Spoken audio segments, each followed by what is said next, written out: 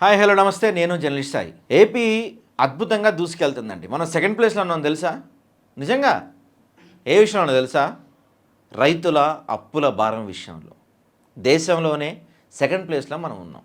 గర్వించాలి కదా, ఒకసారి మనం అందరం చప్పట్లు కొట్టుకోవాలి, కేకులు కట్ చేసుకోవాలి, ఇంకేమైనా కార్యక్రమాలు ఉంటే కూడా చేసుకుందాం. మనం రైతులకి గిట్టుబాటు ధర లేదు, పంటలు కొనే నాదుడు లేడు, పట్టించుకునే వాళ్ళు లేరు. ఏమవుతుంది? రైతులపై రుణభారం దాదాపుగా రోజు రోజుకి పెరిగిపోతూ దేశంలోనే సెకండ్ ప్లేస్కి చేరుకున్నాం మనం. కూటమి ప్రభుత్వం ఏర్పడిన తర్వాత ఇప్పటివరకు దాదాపుగా 2472 మంది రైతు కూలీలు ఆత్మహత్యలు చేసుకున్నారు. ఇది నేను చెప్తున్న మాట కాదు, పోలీస్ శాఖ వెల్లడించిన వాస్తవాలు ఇది.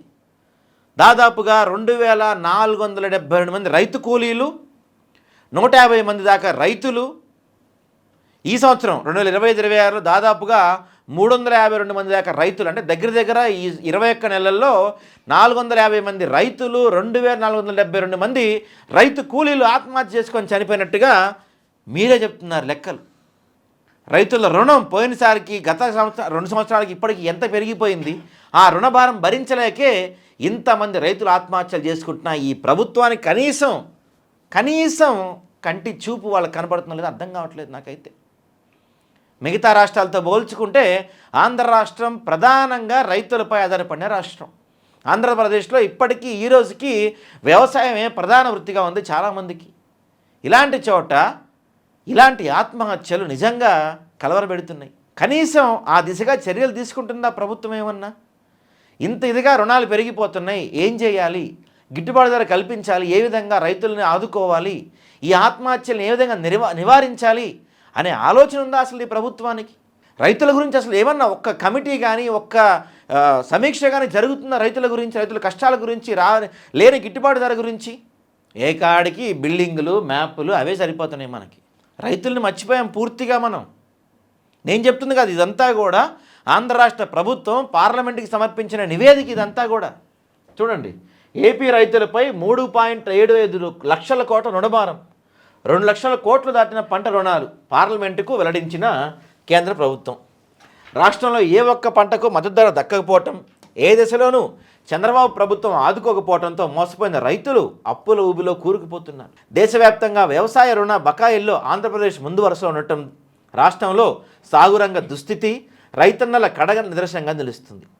పెట్టుబడి సాయం అందకపోవటం, ఎరువుల కోసం నరకయాతన, ఉచిత పంటల బీమా అటకెక్కటం, ఇన్పుట్ సబ్సిడీ ఎగిరిపోవడంతో రైతులు తీవ్రంగా నష్టపోతున్నారు. 20 నెలలుగా పెద్ద ఎత్తున రైతుల బలవన్మరణాలు కలవరపెడుతున్నాయి. పార్లమెంట్ సాక్షిగా ఇదే విషయం మరోసారి స్పష్టమైంది. దేశవ్యాప్తంగా రైతుల వ్యవసాయ బకాయిల్లో ఏపీ సెకండ్ ప్లేస్లో ఉన్నట్లు కేంద్ర ఆర్థిక శాఖ సహాయ మంత్రి పంకజ్ చౌదరి లోక్సభలో చెప్పారు. అది రైతు రుణ బకాయిల్లో మనం సెకండ్ ప్లేస్లో ఉన్నాం దేశవ్యాప్తంగా. ఇదిగోండి, లాస్ట్ ఇయర్ గతేడాది డిసెంబర్ నాటికి ఆంధ్రప్రదేశ్ రైతుల వ్యవసాయ రుణ బకాయిలు 3,75,244.59 ఉంటే ఇందులో పంట రుణ బకాయిలు 2,01,744.41 కోట్లు, వ్యవసాయ టర్మ్ రుణాలు 1,73,510.18 కోట్లుగా ఉన్నాయి. ఇది గతేడాది డిసెంబర్ నాటికి ఇంకా పెరిగిపోయింది. చంద్రబాబు పాలనలో గత 20 నెలల్లో రాష్ట్రం రైతన్నల అన్ని విధాలుగా మోసపోయారు. తాము అధికారంలోకి వస్తే కేంద్రం ఇచ్చే పీఎం కిసాన్తో సంబంధం లేకుండా అన్నదాత సుఖీభవ కింద ప్రతి ఏటా 20,000 రూపాయలు చొప్పున పెట్టుబడి సాయం అందిస్తామని చెప్పారు కదా, మీరే చెప్పారు. మీరు ఇచ్చిన సూపర్ 6 హామీల్లో ఒక హామీ ఇది. కేంద్రం ఏమిస్తుందంటే పీఎం కిసాన్తో సంబంధం లేకుండా ఏటా 20,000 రూపాయల పెట్టుబడి సహాయం ఇస్తా అన్నారు. మీరు వచ్చి 2 సంవత్సరాలు అయింది, రూపాయి ఇవ్వలే మీరు ఇంతవరకు. ఏటా 20,000 చొప్పున 2 నెలల్లో 40,000 ఇవ్వాల్సి ఉండగా 30,000 ఎగ్గొట్టి 10,000 ఇచ్చారండి. 10,000 ఇచ్చారు ఏదో జస్ట్. రాష్ట్రంలో 53,58,242 మంది రైతులు ఉండగా 6,72,425 మందికి మాత్రమే పూర్తిగా అగనామం పెట్టారు. మరి మిగతా వాళ్ళకి ఎవరిస్తారు? 2 ఏళ్లలో 21,433.46 కోట్ల పెట్టుబడి సాయం అందించాల్సి ఉండగా కేవలం 4,645 కోట్లు విధించారు. రైతులకు మొత్తం 16,748 కోట్ల సాయం ఎగ్గొట్టారు. ఇప్పుడు ఇంతమంది రైతులుంటే అసలు మీరు ఇస్తానంది ఎంత? 20,000 ఇస్తా అన్నారు పెట్టుబడి సాయం కింద సంవత్సరానికి. కానీ ఫస్ట్ ఇయర్ ఇస్తా అన్నారు, సెకండ్ ఇస్తారు, అంటే 2 సంవత్సరాలకు కలిపి ఎంత రావాలి? 40,000 రూపాయలు రావాలి. కానీ మీరు ఇచ్చింది ఎంత? 10,000 రూపాయలు. పోనీ అందరు రైతులకి ఇచ్చారా మీరు? దాదాపుగా 6 లక్షల మందికి ఎగ్గొట్టారు మీరు. దాదాపుగా 6 లక్షల మంది, 6,72,400 మందికి ఎగ్గొట్టారు మీరు. ఇచ్చిందే కొంత, ఆ ఇచ్చేదన్నా పూర్తిగా ఇస్తున్నారా మీరు? దాంతోపాటుగా 2023-24 వ్యవసాయ సీజన్కి సంబంధించి రైతుల వాటాతో పాటు ప్రభుత్వ వాటా ప్రీమియం మొత్తం 930 కోట్లు 2024లో జమ చేయాల్సి ఉండగా, అదే సమయంలో అధికారంలోకి వచ్చిన చంద్రబాబు ప్రభుత్వం చెల్లించుకుంటే ఎగ్గొట్టింది. ఫలితంగా 1,124 కోట్ల పరిహారం రైతులకు అందకుండా పోయింది. 2024 ఖరీఫ్ సీజన్లో రైతుల వాటాతో పాటు ప్రభుత్వం చెల్లించాల్సిన 834.44 కోట్లతో పాటు రబీ 2024-25 ఖరీఫ్ 25 సీజన్లో ప్రభుత్వం తమ వాటా కింద చెల్లించాల్సిన 260 కోట్లు ఎగ్గొట్టడంతో మన ఈ ఏపీని కంపెనీలు బ్లాక్ లిస్ట్లో పెట్టేశాయి. ఎందుకంటే దాదాపు ఇప్పటికి 3 టర్మ్స్ కట్టాలి మనం డబ్బులు. 3 టర్మ్స్ కట్టపోయేసరికి మొత్తం మనల్ని బ్లాక్లో పెట్టేశారు. ఇలా 300 కోట్లకు పైగా బీమా పరిహారం రైతులకు అందకుండా చంద్రబాబు సర్కార్ దగా చేసింది. మరోవైపు దాదాపు 12 లక్షల మందికి 500 కోట్ల మేర సున్నా వడ్డీ రైతుని సొమ్ము ఎగ్గొట్టారు. వరుస వైపరీత్యాలు దెబ్బతిన్న 6.5 లక్షల మందికి 1000 కోట్లకు పైగా నష్టపరిహారం ఇవ్వకుండా ఎగ్గొట్టారు. ఇన్ని ఎగ్గొడితే రైతులు ఆత్మహత్యలు జరగకుండా ఎలా అవుతుందండి?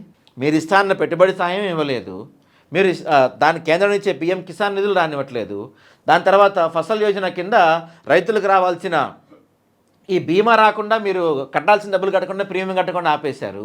దీనివల్ల ఏం జరిగింది? అన్నదాతల బలవన్మరణాలు రోజు రోజుకి పెరిగిపోతున్నాయి. ఇది మీరు చెప్తున్న లెక్కలేండి, నేను చెప్పినవి కాదు.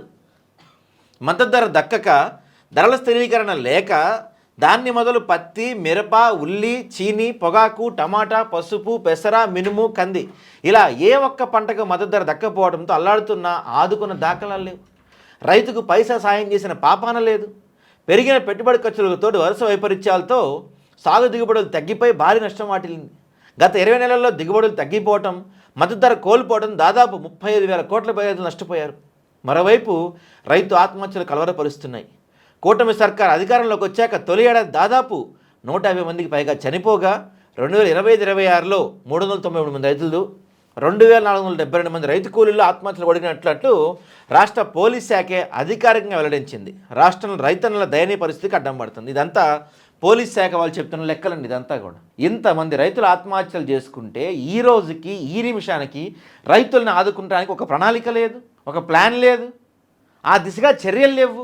కనీసం రైతాంగం ఇంత నష్టపోతున్నారు, ఏం జరుగుతుందని ఒక సమీక్షా సమావేశం నిర్వహించింది కూడా లేదు. ఇక్కడే అర్థమైపోతుంది మనకి మన రాష్ట్ర ప్రభుత్వానికి రైతులంటే ఎంత ప్రేమ ఉందో.